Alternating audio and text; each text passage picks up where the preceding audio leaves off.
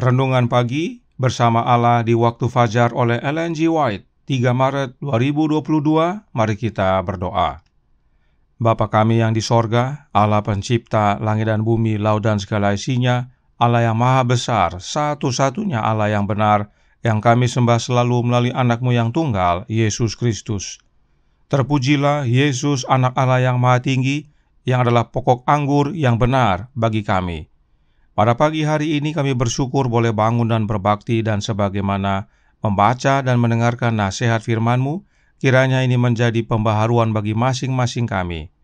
Beserta kami sepanjang perbaktian ini, kehendak-Mu yang jadi, ampun kami akan dosa dan salah, karena kami berdoa hanya dalam nama anak Allah yang tunggal, Yesus Kristus, yang adalah Tuhan dan Juru Selamat kami. Amin. Renungan hari ini akan dibacakan oleh Saudara Yansen Siregar. Kepada Saudara Yansen, kami persilahkan. Selamat pagi. Renungan pagi tanggal 3 Maret 2021 dengan judul Keselamatan adalah Karunia Allah. Ayat intinya terdapat Efesus 2 ayat 8 dan 9. Sebab karena kasih karunia kamu diselamatkan oleh iman. Itu bukan hasil usahamu, tetapi pemberian Allah. Itu bukan hasil pekerjaanmu. Jangan ada orang yang memegahkan diri. Keselamatan adalah pemberian yang cuma-cuma, namun demikian itu harus dibeli dan dijual. Dalam pasar di mana pengasihan ilahi yang memimpin, mutiara yang berharga itu digambarkan sebagai dibeli tanpa uang. Di pasar ini semua bisa memperoleh harta surga. Simpanan permata-permata kebenaran terbuka bagi semua orang. Lihatlah, aku telah membuka pintu bagimu, kata Tuhan, yang tidak dapat ditutup oleh seorang pun. Tidak ada pedang yang mengawal jalan melalui pintu ini. Suara-suara dari dalam dan di pintu mengatakan, datanglah. Suara juru selamat sungguh-sungguh dan penuh kasih sayang mengundang kita. Maka aku menasihatkan engkau supaya engkau membeli daripadaku emas yang telah dimurnikan dalam api, agar engkau menjadi kaya. Injil Kristus adalah satu berkat yang bisa diperoleh semua orang.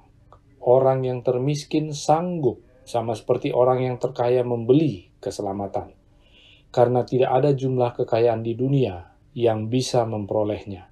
Itu diperoleh melalui penurutan dengan sukarela, dengan menyerahkan diri kita kepada Kristus sebagai milik yang dibelinya sendiri. Dengan pendidikan yang tertinggi sekalipun, tidak menyanggupkan seseorang semakin dekat kepada Allah. Orang Farisi menyenangi keuntungan yang bersifat sementara dan duniawi, dan yang bersifat rohania, dan dengan angkuh mereka berkata, kami kaya, tidak kekurangan apa-apa. Padahal mereka melarat dan malang, miskin, buta, dan telanjang. Kita tidak bisa mendapatkan keselamatan sebagai upah, tetapi kita harus berusaha mendapatkannya dengan minat dan ketekunan yang sungguh, seperti kita rela meninggalkan segala sesuatu di dunia ini untuk mendapatkannya. Tinggalkanlah pemikiran bahwa keuntungan-keuntungan duniawi dan rohani akan dimenangkan demi keselamatanmu. Allah menuntut penurutanmu dengan sukarela. Ia meminta engkau meninggalkan segala dosamu. Dikutip dari Seri Membina Keluarga Jilid 5, halaman 82 dan 83. Terima kasih dan Tuhan Yesus memberkati. Terima kasih atas penata layanan Saudara Yansen. Tuhan Yesus memberkati. Selamat pagi, saudaraku dalam Tuhan. Renungan hari ini berbicara tentang mutiara yang Yesus sampaikan dalam Matius 13 ayat 45 dan 46. Mari kita baca. Matius 13 ayat 45 dan 46. Demikian pula hal kerajaan sorga itu seumpama seorang pedagang yang mencari mutiara yang indah. Setelah ditemukannya mutiara yang sangat berharga, ia pun pergi menjual seluruh miliknya, lalu membeli mutiara itu. Dari perumpamaan Tuhan Yesus ini, terkesan ada usaha kita. Sementara ayat inti renungan hari ini berkata, sebab karena kasih karunia kamu diselamatkan oleh iman. itu bukan hasil usahamu, tetapi pemberian Allah. Itu bukan hasil pekerjaanmu, jangan ada orang yang memegahkan diri. Jadi, keselamatan itu bukan hasil pekerjaan kita. Namun, Matius 13 ayat 46 menyatakan ada pekerjaan kita, yaitu menjual seluruh miliknya lalu membeli mutiara itu. Karenanya, pasti ada hubungan antara Efesus 2 ayat 8 dan 9 dengan Matius 13 ayat 45 dan 46 ini. Sebab firman Allah tidak mungkin bertentangan. Mari kita buka Alkitab dan baca beberapa ayat berikut ini agar memahami makna yang dimaksudkan. Matius 10 ayat 28-30 menjelaskan, "Berkatalah Petrus kepada Yesus, 'Kami ini telah meninggalkan segala sesuatu dan mengikut Engkau.'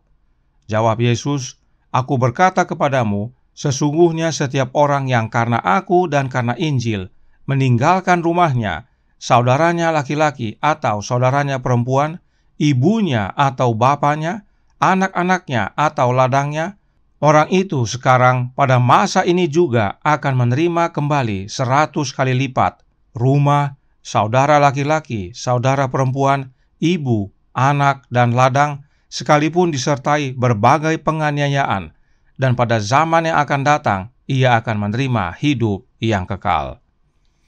Allah Bapa mengaruniakan anaknya, yaitu Yesus Kristus, dengan cuma-cuma. Tidak ada yang kita harus buat agar Bapa mau mengaruniakan anaknya kepada kita. Oleh kasih karunia Allah, Bapa karuniakan anaknya. Tetapi, untuk menerima Yesus, harus ada yang kita korbankan. Petrus berkata, "Kami ini telah meninggalkan segala sesuatu dan mengikut Engkau." Harus ada pengorbanan total dalam menerima karunia Allah. Kemudian, Kisah 20 ayat 24 menyatakan, "Tetapi aku tidak menghiraukan nyawaku sedikit pun, asal saja aku dapat mencapai garis akhir dan menyelesaikan pelayanan yang ditugaskan oleh Tuhan Yesus kepadaku, untuk memberi kesaksian tentang Injil kasih karunia Allah."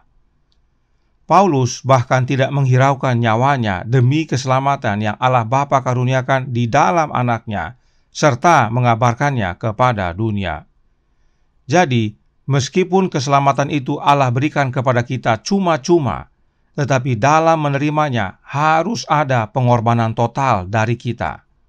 Karenanya Roh Nubuat berkata dalam Membina Kehidupan Abadi halaman 83 paragraf 1, berbunyi, "Kristus sendiri adalah mutiara yang sangat berharga itu. Di dalam Dia terhimpun segala kemuliaan Bapa, kepenuhan kealahan. Ia adalah cahaya kemuliaan Bapa serta peta yang menyatakan pribadinya. Kemuliaan tabiat Allah dinyatakan dalam tabiatnya." Mutiara yang sangat berharga tersebut adalah Yesus Kristus itu sendiri. Kristuslah yang dibeli oleh pedagang tersebut. Perhatikan makna membeli berikut ini. Membina Kehidupan Abadi halaman 84 paragraf 2. Dalam perumpamaan itu, mutiara tidak digambarkan sebagai sebuah pemberian. Pedagang itu membelinya dengan harga segenap yang dimilikinya. Banyak orang meragukan arti peristiwa ini, karena Kristus digambarkan dalam kitab suci sebagai anugerah. Ia adalah anugerah, tetapi hanya kepada mereka yang menyerahkan dirinya, jiwa, tubuh, dan roh kepadanya tanpa menghiraukan apa-apa. Kita harus menyerahkan diri kita kepada Kristus untuk menghidupkan suatu kehidupan penurutan kepada segenap tuntutan-tuntutannya. Segenap diri kita, segenap talenta serta kecakapan yang kita miliki adalah milik Tuhan untuk dipersembahkan kepada pelayanannya. Kalau kita menyerahkan diri kita sepenuh hati kepadanya, Kristus dengan segenap harta sorga memberikan dirinya kepada kita. Kita memperoleh mutiara yang sangat mahal harganya. Inilah makna membeli. Bukan dengan uang atau dengan emas dan perak. Bukan. Tetapi dengan menyerahkan diri kita sendiri. Itu sebabnya Roh Nubuat berkata, orang miskin sanggup membeli sama seperti orang kaya. Karena bukan dengan kekayaan dunia, namun oleh pengorbanan diri total. Nyonya White juga menyatakan bahwa pendidikan yang tertinggi sekalipun tidak sanggup untuk membelinya. Tetapi sayangnya banyak orang oleh pendidikannya berkata, kami kaya, tidak kekurangan apa-apa, padahal mereka melarat, malang, miskin, buta, dan telanjang. Kristus memberikan mutiara kepada mereka, tapi mereka memandangnya rendah. Renungan hari ini berkata dalam Bersama Allah di Waktu Fajar, halaman 79 paragraf 3. Kita tidak bisa mendapatkan keselamatan sebagai upah, tetapi kita harus berusaha mendapatkannya dengan minat dan ketekunan yang sungguh, seperti kita rela meninggalkan segala sesuatu di dunia untuk mendapatkannya. Tinggalkanlah pemikiran bahwa keuntungan-keuntungan duniawi dan rohani akan dimenangkan demi keselamatanmu. Allah menuntut penurutanmu dengan sukarela. Ia meminta engkau meninggalkan segala dosamu. Inilah harga yang kita harus bayar agar boleh memiliki mutiara yang sangat berharga tersebut. Rela meninggalkan segala sesuatu di dunia ini, terlebih meninggalkan segala dosa, untuk dapat menerima Yesus, Sang Mutiara yang sangat berharga itu. Mengapa penting kita pahami akan hal ini? Karena dalam buku yang sama dan bab yang sama, halaman 85 paragraf 3, yang White melanjutkan, ada beberapa orang yang nampaknya selalu mencari mutiara sorga itu, tetapi mereka tidak menyerahkan sepenuhnya kebiasaan-kebiasaan mereka yang salah. Mereka tidak mati terhadap diri mereka agar Kristus bisa tinggal dalam diri mereka. Itulah sebabnya mereka tidak menemukan mutiara yang berharga itu. Perhatikan saudaraku dalam Tuhan, ada hubungan antara Kristus tinggal dalam diri kita dengan menemukan mutiara yang berharga itu. Karenanya, bagaimana caranya agar kita menyadari betapa berharganya mutiara itu? Membina Keluarga Abadi halaman 86 paragraf 2 menjawab, Roh Kudus yang menyatakan kepada manusia harga dari mutiara yang elok itu. Kuasa Roh Kuduslah yang dapat menyatakan betapa berharganya mutiara yang adalah Yesus Kristus tersebut. Pertanyaan berikutnya adalah, Roh Kudus yang mana? Masih dalam buku yang sama dan bab yang sama, Roh Nubuat melanjutkan.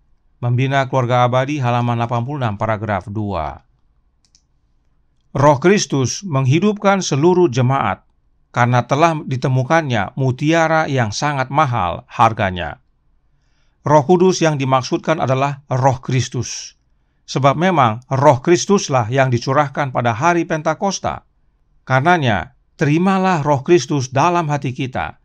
Oleh karena kehadiran Roh Kristuslah wujud daripada Kristus tinggal dalam hidup kita.